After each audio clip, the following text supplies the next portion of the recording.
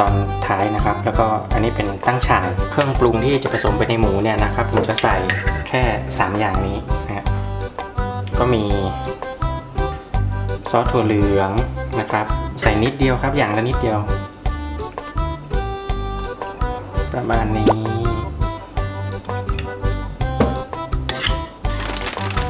ผงปรุงรสนี่แบบธรรมชาติ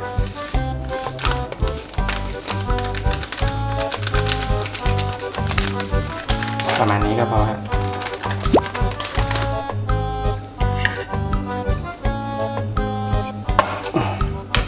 น้ำตาลทราย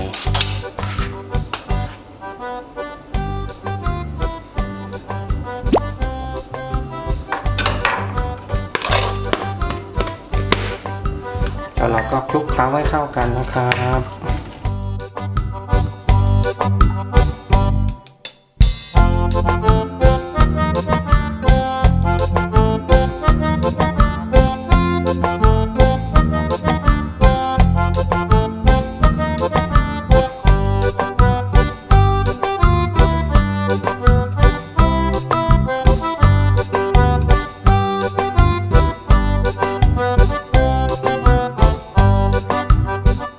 พักไปก่อนครับเดี๋ยวเราจะไปตั้งน้ำให้เดือดแล้วครับ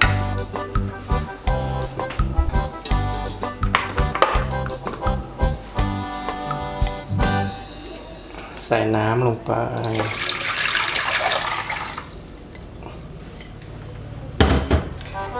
น้ำประมาณ1 ถ้วย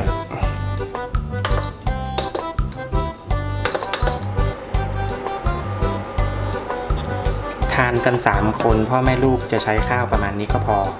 ประมาณนี้ก็อิ่มละผมว่า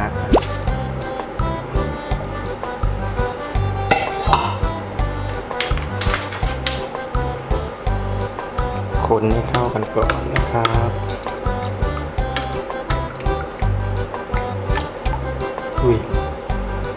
เดี๋ยวเราจะตั้งหม้อให้มันเดือดก่อนเนาะให้ข้าวมันแบบบานๆนิดนึง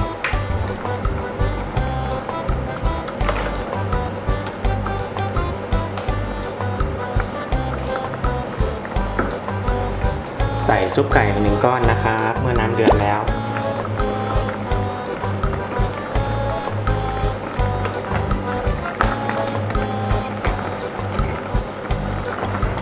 น้ำเดือดแล้วครับเราจะใส่หมูตอนน้ำเดือด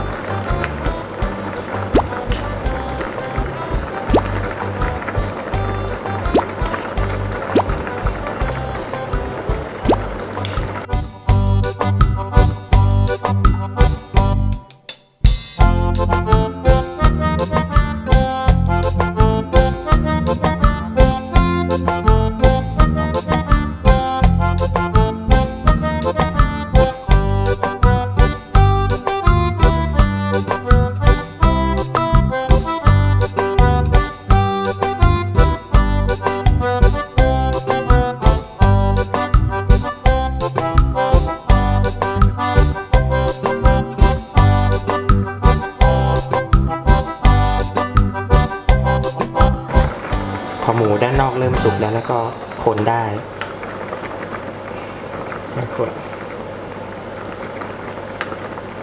หมูสุกแล้วเนี่ยนะครับก็เติมเครื่องปรุงไปน้ำตาลผงปรุงแล้วแต่ชอบเลยครับยี่ห้อไหนก็ได้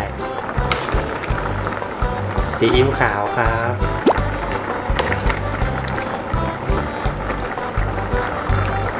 ตั้งฉ่ายส่วนนี้จะเก็บไว้ใส่ตอนท้าย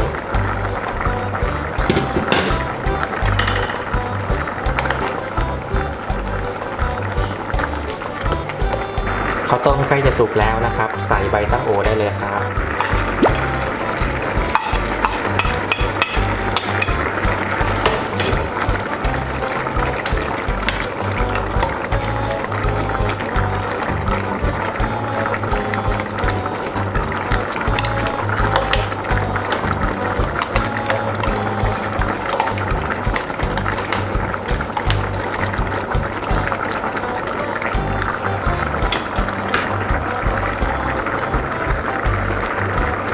จบข้าวต้มหมูแบบ เบสิกที่สุดเลยนะครับขอบคุณที่ติดตามรับชมแล้วก็อย่าลืม